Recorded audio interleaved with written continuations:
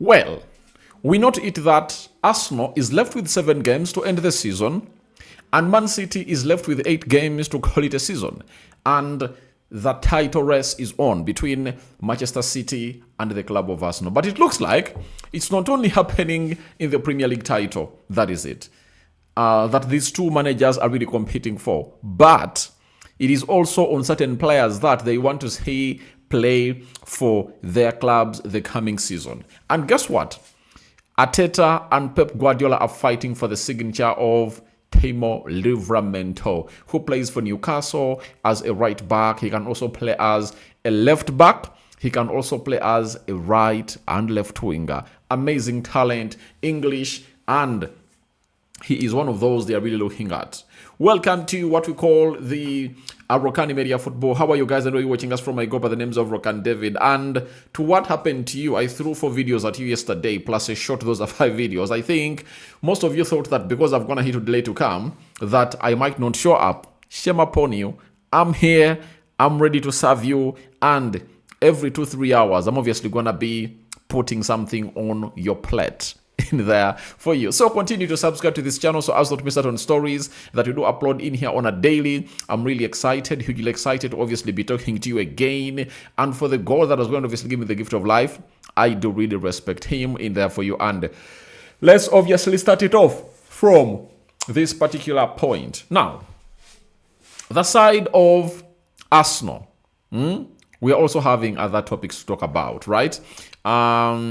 That you'll obviously get to know later on in there for you. So, Livramento. I've already gone ahead to come in here and do a video about Livramento to Arsenal. And I think I've gone ahead to do a video of Livramento being wanted by Pep Guardiola. And now, a journalist, right? No, sorry, an outlet known as the Foot Insider has told us that Arsenal and Man City are leading the race to sign Livramento this summer, with Newcastle struggling to agree a deal with the defender. Newcastle want to keep him, but missing out on European football could force a major sell, putting Livramento family on the market. Now, if you remember one of the stories I did yesterday, Sandro Tonali transfer boost to Arsenal, it was all about their CEO, Hope something, coming out and confirming to us that no player, every player can be sold, right? Every player at Newcastle can be sold, provided an Isak-like scenario goes ahead to happen. Let me look for that. Let me look for that and obviously show it to you. They are really hit badly by the financial, stuff. And I tell you what, things are not really going on well as anticipated and expected. So that's why they are really willing to sell any player. David Hopkinson, this is what he really said. You get? David Hopkinson, the CEO of Newcastle, said the following: if an Isak-like scenario presents itself again, any player under contract is going to leave on our terms, and we are going to maximize the opportunity that might represent for the club. Going forward, our strategy is to buy well and sell well. So, now, Arsenal and Man City want this player because we know the problems of Arsenal. Ben White is going to be leaving and they're needing a right back.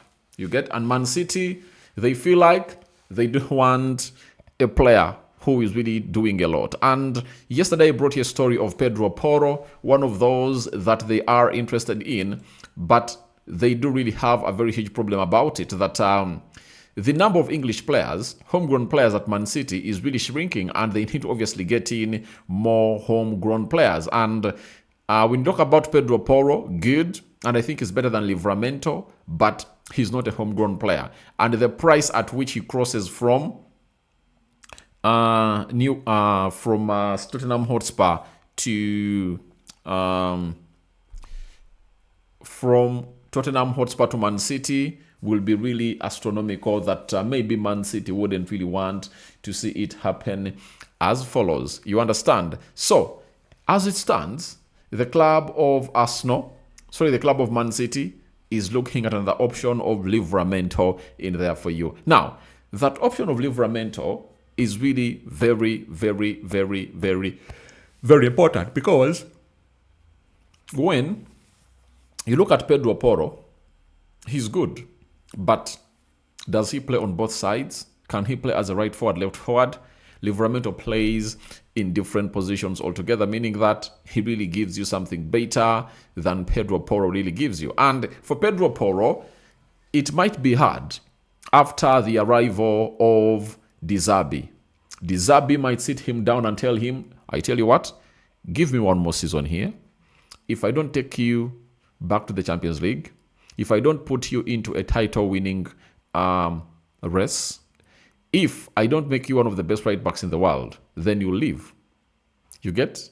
And all that can be put down on paper. Now, you know De Zerbi, when he comes in through, he'll make ends meet. And when he makes ends meet, my dear, when he makes ends meet, my dear, Pedro Porro will turn out to be one of the deadliest right backs in the world. And that will mean more money to the club of Spurs. So I think he can give them one more year, because I think he's 26. He's turning 27 in September this year. So that is it. And for the side of Arsenal, they need a backup right back. And I think Tino Livramento is really one of those that Arteta really wants. So we now want to see, where will Livramento go? Because the club where he comes in from is at a weaker side. They are weak at negotiation, because he's not extending his contract and he's like, I'm going to the next level. Now, the big factors are, at Man City, there are rumors that Pep is leaving and Enzo Maresca is coming in through. You get? Not that point. At a club known as Arsenal,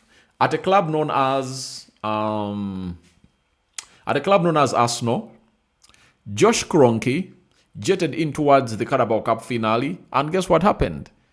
He held a meeting with Mikel Arteta and he told him, I want you to stay, and they're discussing a new deal, because after this summer, Arteta will be left with just 1 year on his contract as a manager for the club of Arsenal.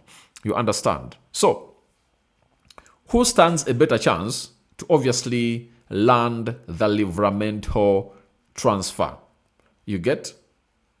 Pep is leaving and is the man responsible for negotiating all the deals. You get? And to show you that he is negotiating all the deals, I support Man United, and Man United is second fiddle in the transfer race of Ederson, because Pep is convincing Ederson that I'm going to sign you, I'm going to turn you into Busquets, I'm going to turn you into one of the best right backs central midfielders in the world. So I don't know how that comes into play, but I want to let you know things are not easy as we really think. But with Pep discussing with a player, we wait to see whether Arteta will obviously win. But we've seen a better scenario like that, because Declan Rice was a player that talked to both Pep and Mikel Arteta, and Arteta ended up winning the race. That is it.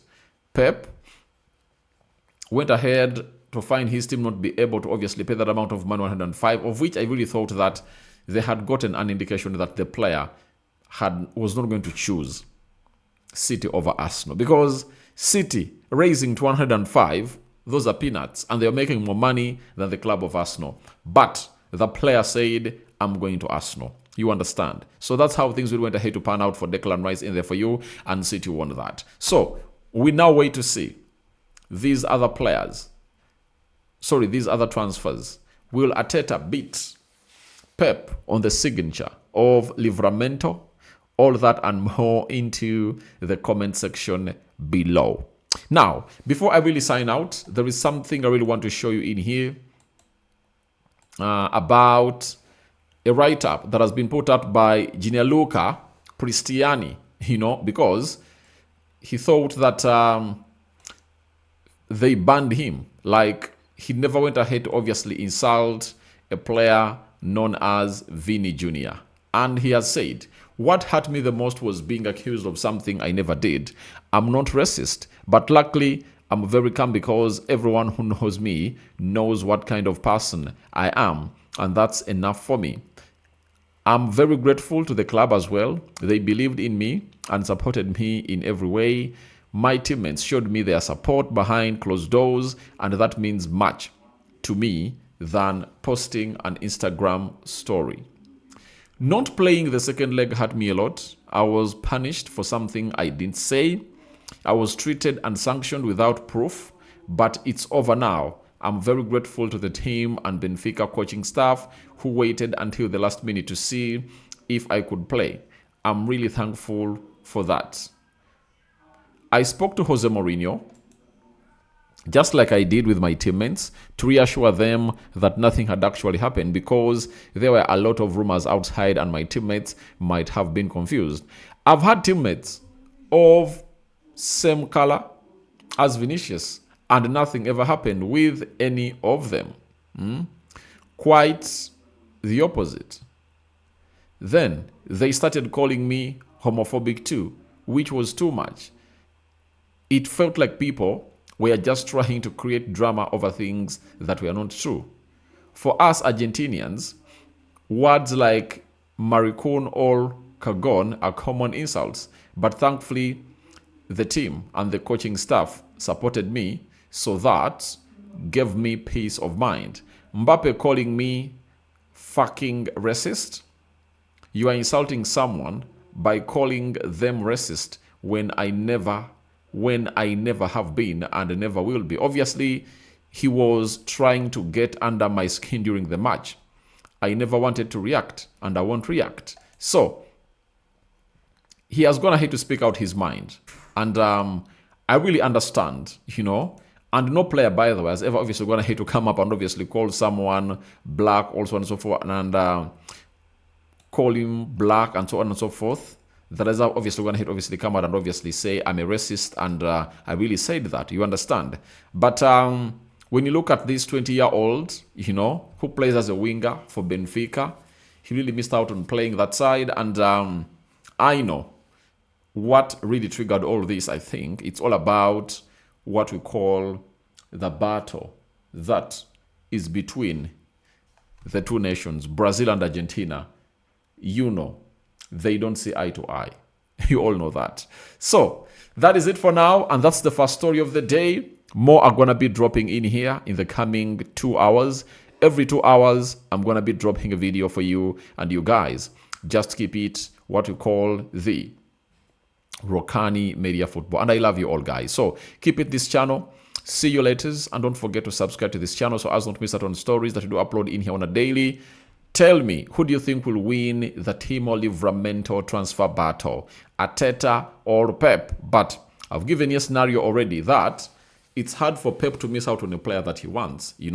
I think the only two players I've gone here to see him miss out on are, one, Matthias Cunha and Bryan Mbeumo. He wanted those two players badly, but they decided to go to Manchester United, and we all knew why they went there, because at Manchester United, they had been assured of being starters, and indeed, they've gone ahead to start. And at Arsenal, there is no right forward in the Premier League that will obviously tell that you are coming to Arsenal and you're going to displace Saka. That will be a naked lie. Obviously, the manager will be like, Saka is my priority, you're going to be second priority. And for Bryan Mbeumo, he wanted to obviously be a starter.